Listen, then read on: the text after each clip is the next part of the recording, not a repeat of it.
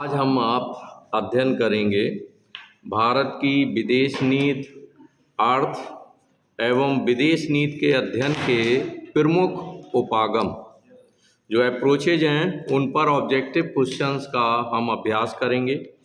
इसके बाद आगे बढ़ कर के हम आप अध्ययन करेंगे भारत की विदेश नीति के सिद्धांत एवं उद्देश्य। इस पर भी आज MCQ क्वेश्चन ऑब्जेक्टिव का ही अभ्यास किया जाएगा।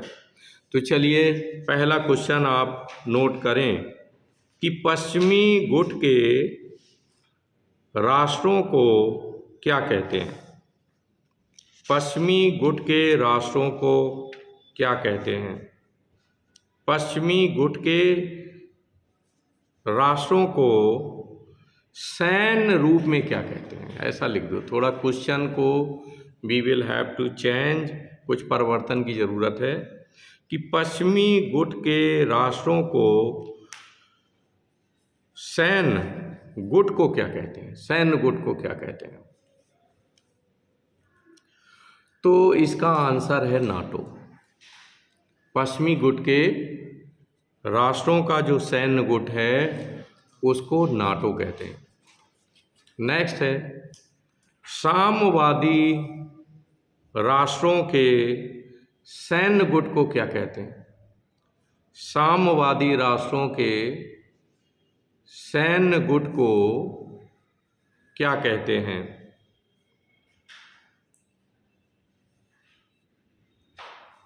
तो इसका आंसर है वर्साय पैक्ट। वर्साय पैक्ट कहते हैं। नेक्स्ट है अर्थव्यवस्था के आधार पर, अर्थव्यवस्था के आधार पर पश्चिमी गुट के राष्ट्रों को क्या कहते हैं। अर्थव्यवस्था के आधार पर पश्चिमी गुट के पूंजीवादी, और जोड़ दीजिए इसमें, पूंजीवादी राष्ट्रों को क्या कहते हैं। तो इसका उत्तर है उत्तर कहते हैं। उत्तर, ब्रैकेट में नॉर्थ लिख लीजिए, इनको उत्तर कहा जाता है।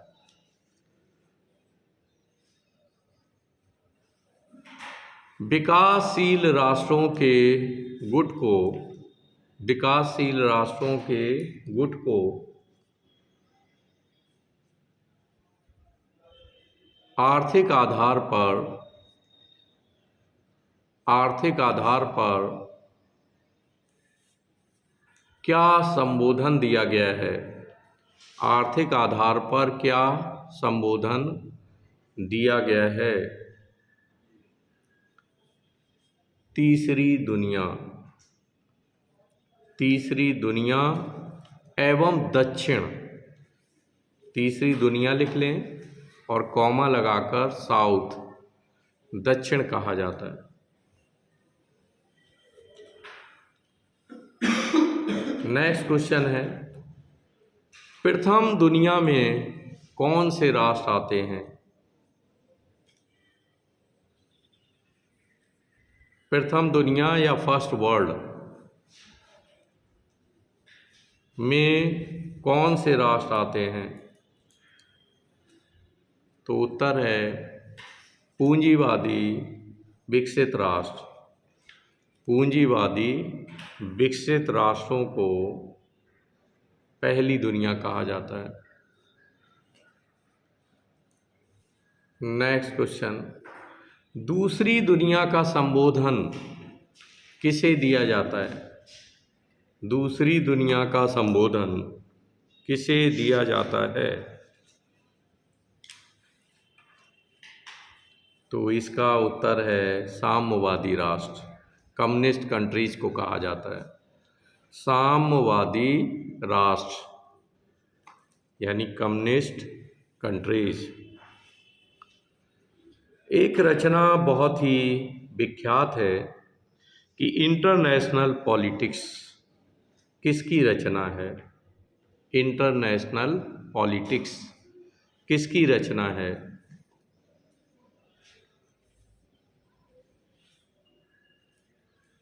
इंटरनेशनल पॉलिटिक्स किसकी रचना है? तो ये सूमो की रचना है। सूमो। नेक्स्ट है पॉलिटिक्स अमॉन्ग नेशंस किसकी रचना है? पॉलिटिक्स अमॉन्ग नेशंस किसकी रचना है? पॉलिटिक्स अमॉन्ग नेशंस किसकी रचना है? तो मॉर्गेनथाउ की है, मॉर्गेनथाउ की।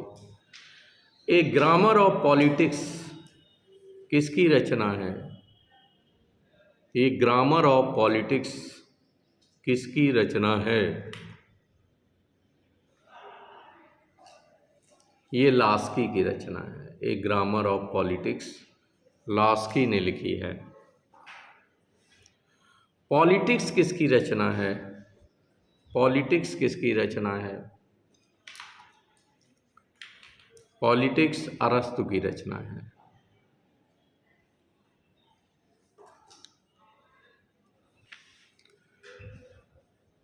टू ट्रीटीज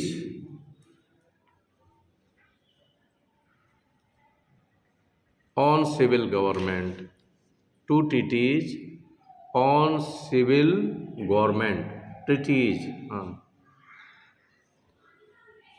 किसकी रचना है? ये लॉक की रचना है, लॉक की रचना है।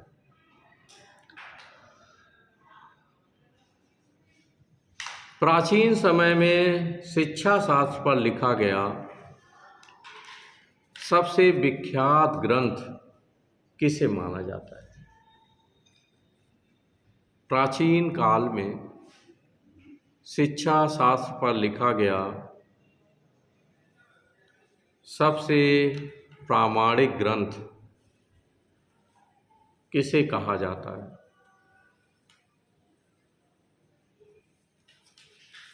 अथवा इसको यूँ कह लें कि रूसो ने किस ग्रंथ को जो है प्राचीन काल में शिक्षा का सर्वोत्तम ग्रंथ कहा है? ठीक है, तो ये रिपब्लिक है। रिपब्लिक, रिपब्लिक है प्लेटो की रिपब्लिक।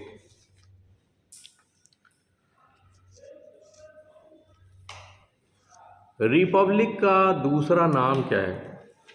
रिपब्लिक का दूसरा नाम क्या है ना? अच्छा क्वेश्चन है कि रिपब्लिक तो है ही, इसको एक अन्य नाम से भी संबोधित किया जाता है और वो है कंसर्निंग जस्टिस।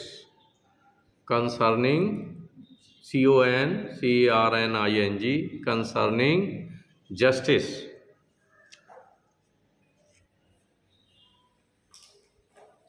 ठीक है, नेक्स्ट है यूरोपियन एकता आंदोलन का जनक किसे कहा जाता है? यूरोपीय एकता आंदोलन का जनक किसे कहा जाता है? यूरोपीय एकता आंदोलन का जनक रॉबर्ट शूमैन को कहा जाता है। रॉबर्ट शूमैन को कहा जाता है। आसियान में भारत की क्या स्थिति है? आसियान में भारत की क्या स्थिति है?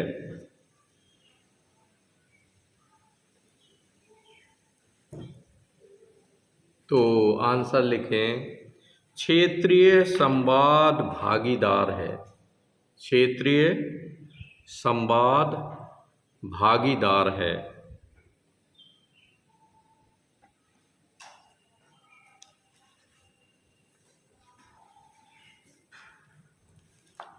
वर्साय संधि का संबंध किस विश्व युद्ध से है? वर्साय संधि का संबंध किस विश्व युद्ध से है? या ये कह दिया जाता कि किससे है? तो हम आपको विकल्प देते हैं, द्वितीय विश्व युद्ध से, प्रथम विश्व युद्ध से, कोरियाई संकट से या अफगानिस्तान संकट से। तो चूंकि विश्व युद्ध हमने यूज ही किया है, तो प्रथम और द्वितीय में आपको डिफाइन करना है कौन सा है। तो याद रखें, प्रथम विश्व युद्ध से संबंध है। 1919 में वर्साय संधि हुई थी पेरिस में। ठीक है भाई, स्थान भी लिख लें। यानी पेरिस ने इस पर हुई तो वर्साय में, बट जो है फ्रांस की इसमें महत्वपूर्ण भूमिका थी, है ना। इवन ब्रिटेन की भी थी। और इसके तहत जर्मनी पर बहुत सारा दबाव बनाया गया था, उसको अस्त्र शस्त्र विहीन कर दिया था और प्रतिबंध लगा दिए थे तमाम तरह के। कुछ लोग कहते हैं कि हिटलर के जन्म के पीछे ये वर्साय की संधि ही जिम्मेदार थी। एक तरह से 20 वर्षीय अनाक्रमण संधि थी, क्योंकि 1919 में वर्साय संधि हुई, ठीक 20 साल बाद 1939 में सेकेंड वर्ल्ड वार शुरू हो गया। ठीक है भाई, अगला क्वेश्चन लिखो। आधुनिक राज्य मूलतः हैं, आधुनिक राज्य मूलतः हैं, क्या है? आधुनिक राज्य मूलतः हैं एक साम्राज्यवादी राज्य हैं, या वंशानुगत राज्य हैं, या राष्ट्रीय राज्य हैं, या संघात्मक राज्य हैं। तो राष्ट्रीय राज्य हैं, ऑल आर नेशनल स्टेट्स राष्ट्रीय राज्य हैं। एपेक की स्थापना कब हुई थी? अगला क्वेश्चन है, एपेक की स्थापना कब हुई थी? 1989 में हुई थी, 1989 में। नेक्स्ट क्वेश्चन है, प्रथम विश्व युद्ध कब हुआ था? When was the first world war declared and till what time? कितने समय तक ये चला था? प्रथम विश्व युद्ध कब हुआ था? 1914 से 1918 तक चला, और इसी के ठीक एक वर्ष बाद 1919 में वर्साय संधि हुई थी। नेक्स्ट है, विदेश नीति का प्रारंभिक बिंदु होता है। विदेश नीति का प्रारंभिक बिंदु होता है।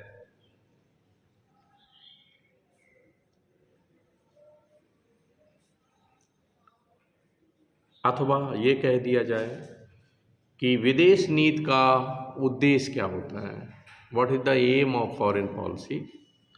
तो जाहिर है हर देश की फॉरेन पॉलिसीज अपने अपने नेशनल इंटरेस्ट के लिए काम करती हैं, राष्ट्रीय हित।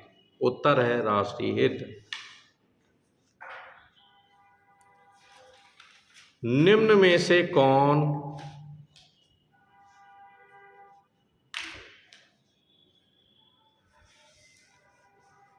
विदेश नीति का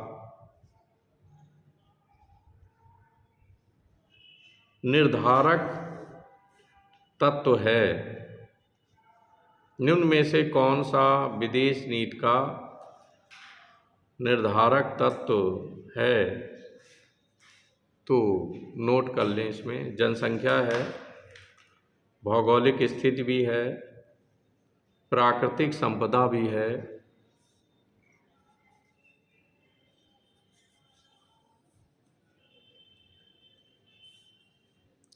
विदेश नीति के अध्ययन में। अगला क्वेश्चन है, उपर्युक्त सभी लिख लेना। विदेश नीति के अध्ययन में कौन सा दृष्टिकोण अपनाया गया है? विदेश नीति के अध्ययन में कौन सा दृष्टिकोण अपनाया गया है?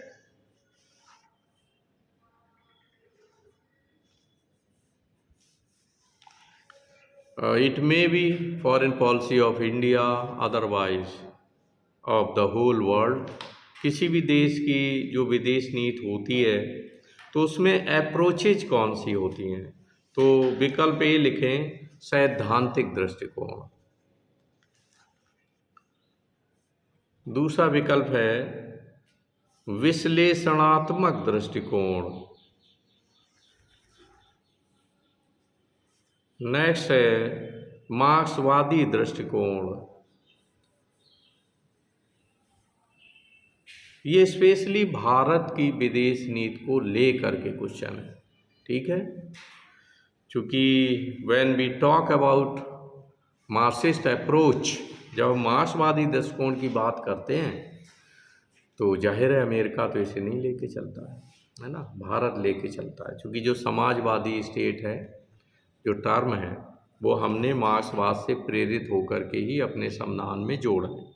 तो ये तीनों सही, हम तीनों अप्रोचेज को अपनाते हैं, सैद्धांतिक दृष्टिकोण, विश्लेषणात्मक दृष्टिकोण और मार्क्सवादी दृष्टिकोण, उपर्युक्त सभी सही है। भारत सोवियत संधि पर कब हस्ताक्षर हुए थे? भारत सोवियत संधि पर कब हस्ताक्षर हुए थे?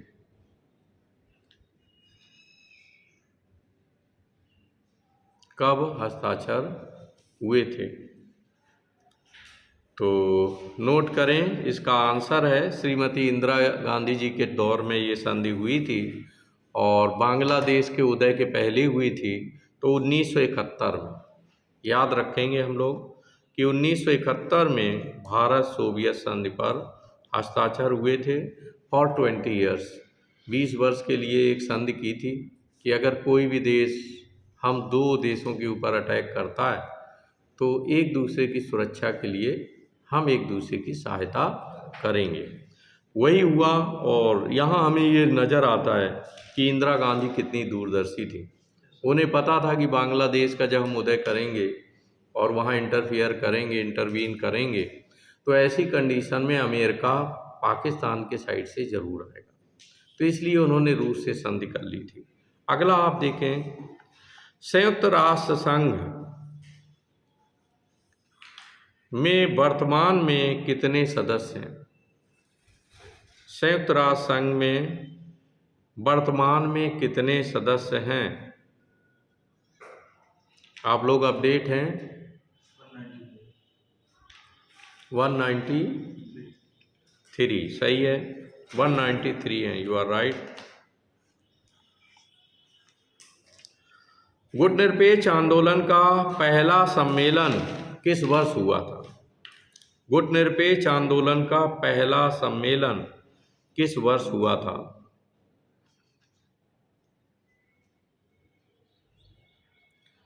क्यों भाई, किस वर्ष हुआ था, कहाँ हुआ था? दोनों प्रश्न आ सकते हैं। तो किस वर्ष हुआ था? 1961 में, और शायद आपको याद होगा कि ये बेलग्रेड में हुआ था, है ना। 1961 में बेलग्रेड में हुआ था। और आपसे पूछ दिया जाए कि गुटनिरपेक्ष आंदोलन के उदय में किन नेताओं का विशेष योगदान था, है ना। इन तीनों के नाम भी याद रखने हैं, लिख लो आप। गुटनिरपेक्ष आंदोलन के जन्म में किन नेताओं का प्रमुख योगदान था? गुटनिरपेक्ष आंदोलन के जन्म में, उदय में किन नेताओं का प्रमुख योगदान था? तो पहले नंबर पर पंडित जवाहरलाल नेहरू, दूसरे नंबर पर कर्नल नासिर और तीसरे नंबर पर मार्शल टीटो। कर्नल नासिर और marshal Tito, Pandit Jawaharlal Nehru he played very important role. और आफ्टर दैट ये जो दो दूसरे नेता हैं वो भी काफ़ी प्रभावी थे। अगला आप देखें, साम्यवादी गुट के विघटन का क्या प्रभाव पड़ा? साम्यवादी गुट के विघटन का क्या प्रभाव पड़ा? क्या प्रभाव पड़ा?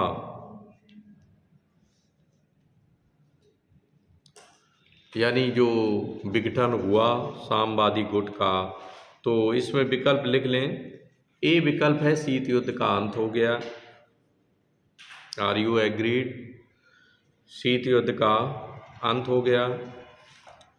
नेक्स्ट बी है रूस की भूमिका में परिवर्तन हो गया, there is change in the role of Russia. रूस की भूमिका में परिवर्तन हो गया। और सी है एक ध्रुवी विश्व हो गया। दो ध्रुवी था तो एक ध्रुवी विश्व हो गया, यानी अमेरिका प्रभावी हो गया। एक ध्रुवी विश्व। तो उपर्युक्त सभी जो है वो साम्यवादी गुट के विघटन के प्रभाव हैं। नेक्स्ट है गुट निरपेक्षता का अर्थ क्या है। गुट निरपेक्षता का अर्थ क्या है। गुट निरपेक्षता का अर्थ क्या है। फर्स्ट ऑफ ऑल हम सभी लोग सभी विकल्पों को नोट करेंगे, फिर हम लोग तय करेंगे कि कौन सा सही है। ए लिखो, गुटों से पृथक रहना। गुटों से पृथक रहना, ठीक है। It may be, all or also may be correct. B है शीत युद्ध में भाग ना लेना। शीत युद्ध में भाग ना लेना। और सी है प्रत्येक अंतर्राष्ट्रीय समस्या पर, प्रत्येक अंतर्राष्ट्रीय समस्या पर गुण एवं दोषों के आधार पर निर्णय लेना।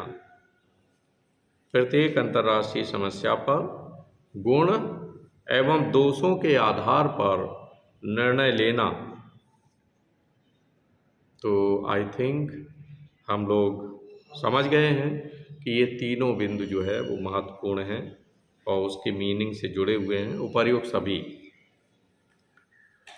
चीन ने भारत पर आक्रमण किस वर्ष किया। ये आगे वाली रो के लोग बताएंगे कि चीन ने भारत पर आक्रमण किस वर्ष किया था। यस, वेल डन, 1962 में। You are right. Yes, very important question. मक्खन खाने से हमारी सेनाएं सिर्फ मोटी होती हैं। कोटेशन है, नोट करें। मक्खन खाने से हमारी सेनाएं सिर्फ मोटी होती हैं। मक्खन खाने से हमारी सेनाएं सिर्फ मोटी होती हैं, जबकि इस्पात हमको ताकतवर बनाता है। जबकि इस्पात हमको ताकतवर बनाता है। यह कथन किसका है। यह कथन किसका है। तो यहाँ हम लोगों ने देखा कि इस्पात, steel and iron plays a very important role. तो ये हेरमान गेरिंग का कथन है। हेरमान गेरिंग का कथन है।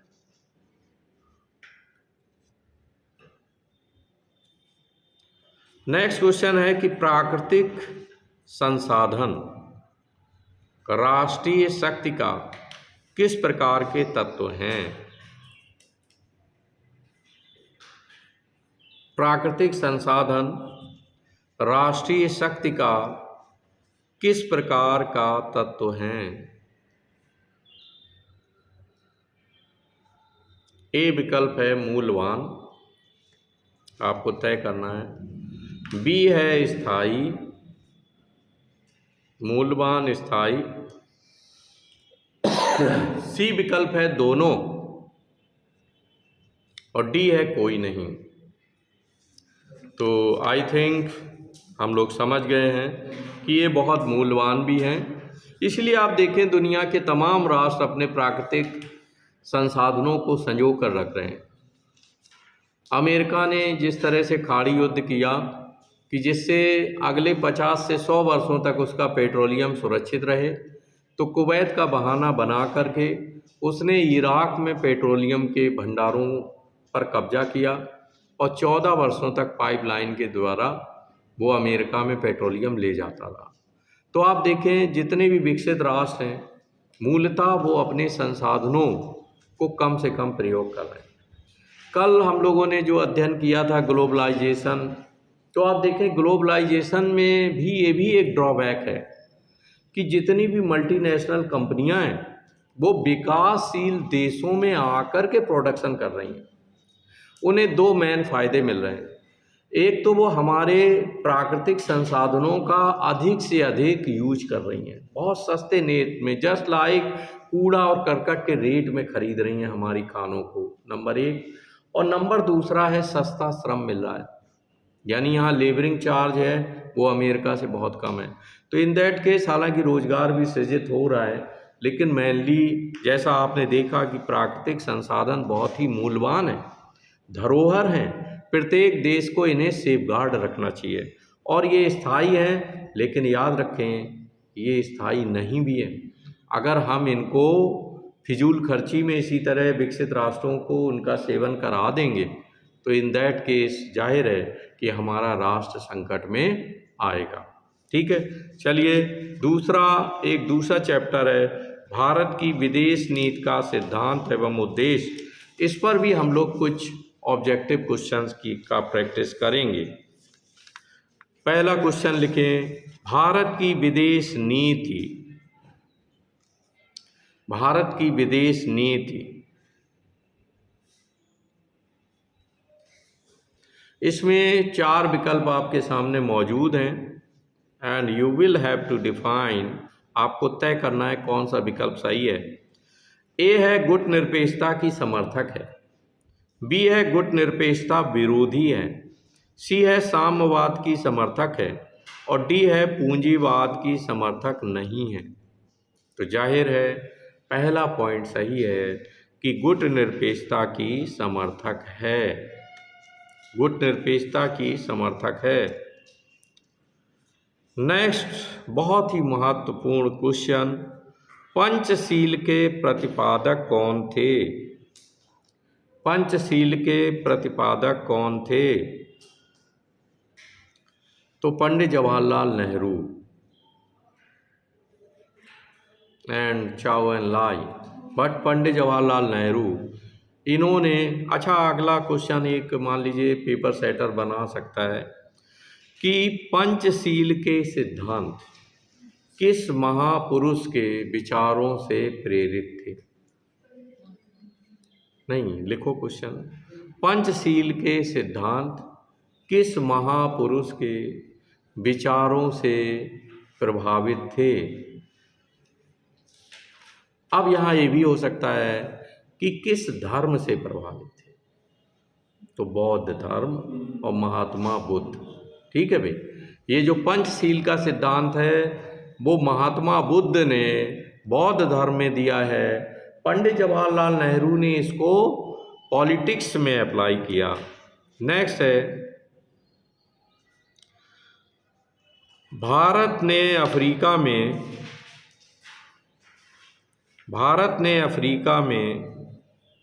साम्राज्यवाद से, भारत ने अफ्रीका में साम्राज्यवाद से मुक्ति प्राप्त करने की, साम्राज्यवाद से मुक्ति प्राप्त करने की सबसे पहले संयुक्त राष्ट्र संघ में किस देश के लिए वकालत की? सबसे पहले संयुक्त राष्ट्र संघ में किस देश के लिए वकालत की? हम विकल्प देते हैं आपको, लीबिया के लिए, मोरक्को के लिए, तंजानिया या नामीबिया। तो यहाँ लीबिया सही है, लीबिया की आज़ादी की बात की संयुक्त राष्ट्र संघ में, लीबिया। कर्नल गद्दाफी काफ़ी फेमस रहा, जिस पर बाद में अमेरिका ने अटैक किया। नेक्स्ट है, पहला गुट निरपेक्ष सम्मेलन कहाँ हुआ था? पहला गुट निरपेक्ष सम्मेलन कहाँ और कब हुआ था? ये पीछे हम लोगों ने नोट किया है कि 1961 में बेलग्रेड में, 1961 में बेलग्रेड में हुआ, 1961 में बेलग्रेड में। नेक्स्ट है, भारत की विदेश नीति निम्न में से किससे प्रभावित है? देखिए बहुत ही महत्वपूर्ण क्वेश्चन है। भारत की विदेश नीति निम्न में से किससे प्रभावित है? विकल्प है महात्मा गांधी से, एम.एन. राय से, गौतम बुद्ध से, उपर्युक्त सभी। तो आई थिंक अगर ये पूछा जाता कि सबसे ज़्यादा किससे प्रभावित है तब तो हम गांधी जी को ले आते, लेकिन यहाँ ये है कि किससे है तो तीनों लोगों, तीनों महापुरुषों से। महात्मा गांधी, एम.एन. राय से हमने साम्यवादी स्ट्रक्चर लिया है, तो एम.एन. राय हो गया, और पंचशील हमने गौतम बुद्ध से ले लिया, तो गौतम बुद्ध। नेक्स्ट आइए कमेंट। नेक्स्ट आप देखें, भारतीय विदेश नीति के आंतरिक निर्धारक तत्व, आंतरिक निर्धारक तत्व, इस पर हम लोग कुछ ऑब्जेक्टिव क्वेश्चंस का अभ्यास करेंगे जो बहुत ही महत्वपूर्ण है। चलिए पहला क्वेश्चन हम लोग नोट करते हैं कि विदेश नीति कई अन्य वस्तुओं की तरह घर से ही प्रारंभ होती है। किसका कथन है? विदेश नीति कई अन्य वस्तुओं की तरह घर से ही प्रारंभ होती है।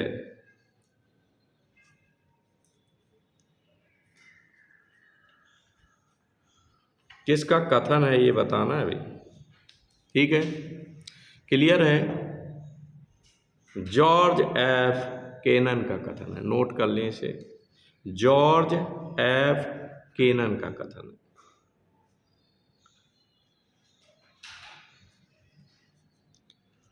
अब प्रश्न ये उठता है कि जो भारत की विदेश नीति के दो आंतरिक प्रभाव बताइए।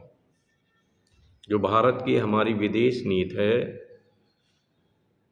तो दो इसके आंतरिक प्रभाव, इंटरनल इन्फ्लुएंस क्या क्या हैं जिनसे हमारी विदेश नीति बहुत ज़्यादा प्रभावित है।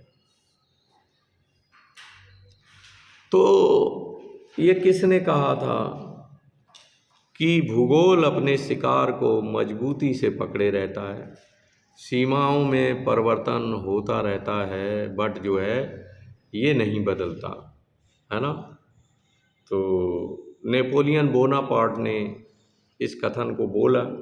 तो दो चीज़ें हैं जिनसे हमारी विदेश नीति, दो प्रमुख तत्व हैं, एक तो भूगोल है, दूसरा इतिहास है। इतिहास से भी हमने बहुत लेसन लिया है, तो लिख लो इसका आंसर है भूगोल एवं इतिहास, ये दो आंतरिक तत्व हैं। नेक्स्ट है, भूगोल से आने वाले दो तत्व बताइए। भूगोल से कौन से दो तत्व हैं जो हमारी विदेश नीति को इन्फ्लुएंस करते हैं? तो ये अच्छा क्वेश्चन है।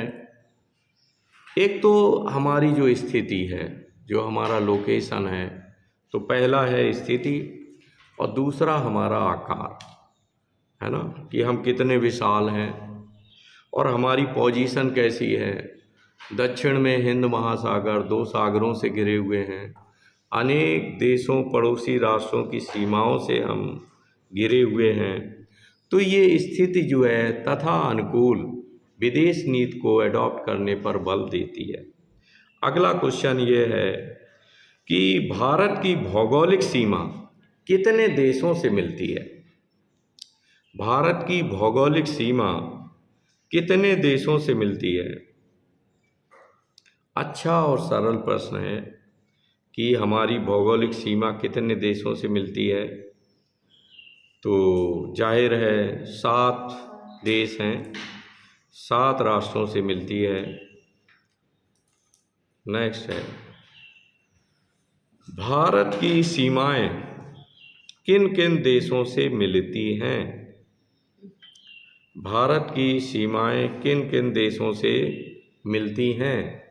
तो I think it may B quite okay for us, हमारे लिए अच्छा रहेगा कि उन 7 देशों के नाम हम नोट कर लें। वो कौन से 7 देश हैं? तो लिखें अफ़गानिस्तान है, अफ़गानिस्तान, पड़ोसी पाकिस्तान, ऊपर में चीन, भूटान, नेपाल, म्यांमार, नेपाल, म्यांमार और बांग्लादेश। बांग्लादेश किस साइड में है हमारे? पूर्व में और दक्षिण में, पूर्व दक्षिण में, बे ऑफ बंगाल के, है ना, टॉप पर है।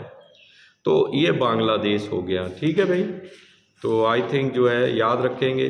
अच्छा, इनमें से किस देश को बफर स्टेट कहते हैं? ये जो 7 देशों के नाम लिखे हैं उनमें एक देश है जो बफर स्टेट है। देखिए, बफर स्टेट कहते किसे हैं? First of all we should know about it कि बफर स्टेट किस देश को कहा जाता है। बफर स्टेट वो देश होता है जो 2 विशाल देशों के बीच में बसा हो। तो नेपाल है। कौन सा है? नेपाल बफर स्टेट है जो भारत और चाइना के बीच में बसा हुआ है। ठीक है भाई, और इसकी पोजीशन बहुत अच्छी होती है, हमें याद रखना है।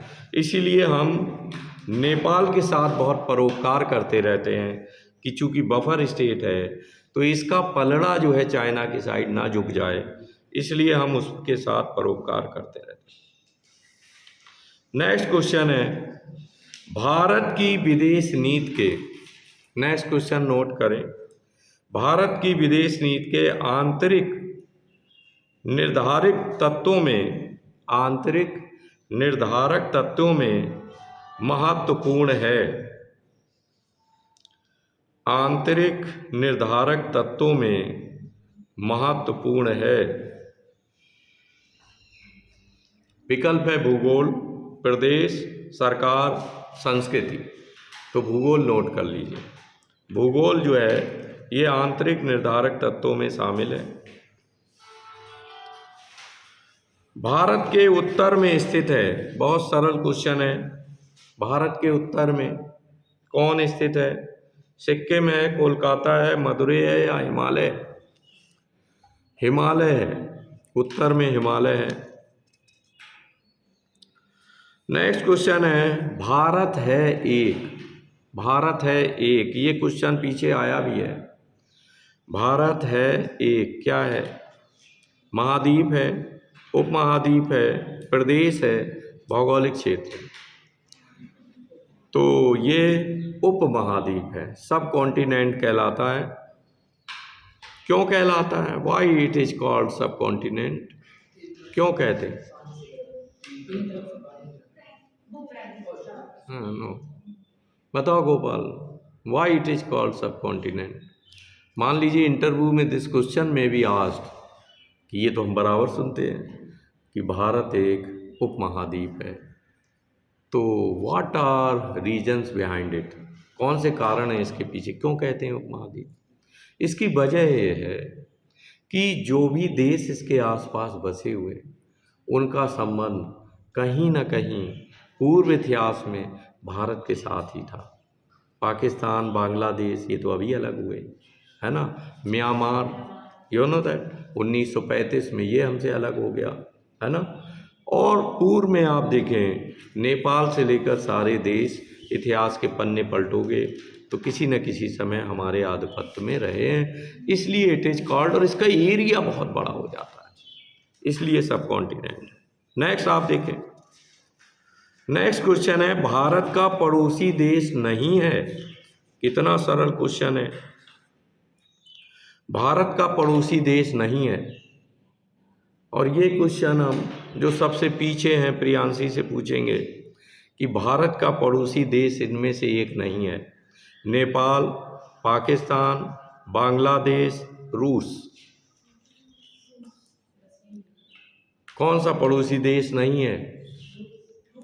रूस नहीं है, यू आर राइट, रूस नहीं है भैया, है ना, ये पड़ोसी देश नहीं है। नेक्स्ट बहुत ही इंपॉर्टेंट क्वेश्चन, क्षेत्रफल की दृष्टि से भारत का विश्व में स्थान कौन सा है? क्षेत्रफल की दृष्टि से भारत का विश्व में स्थान 7वां है, और आबादी में पहला हो गया है, मियाँ कहाँ रह रहे हैं आप, पहला हो गया है हम चाइना को पछाड़ चुके हैं, है ना। तो यस, अब भारतीय विदेश नीति के प्रणेता कौन से हैं, अंतिम महत्वपूर्ण क्वेश्चन, भारत की विदेश नीति के प्रणेता कौन है। प्रणेता, जन्मदाता, जनक, जिन्होंने जो फाउंडेशन रखा भारत की विदेश नीति का, चाहे मोदी आए या मनमोहन सिंह आए, कोई भी आए, ज़्यादा उलटफेर नहीं हो रहा है, तो वो है पंडित जवाहरलाल नेहरू। तो आज हमने भारत की विदेश नीति पर और महाशक्तियों के ऊपर उनकी विदेश नीतियों से संबंधित भी कुछ तथ्यों पर चर्चा की है। ये वीडियो अगर आपको अच्छा लगा हो तो ज़रूर इसे लाइक करें, शेयर करें और चैनल को सब्सक्राइब करें।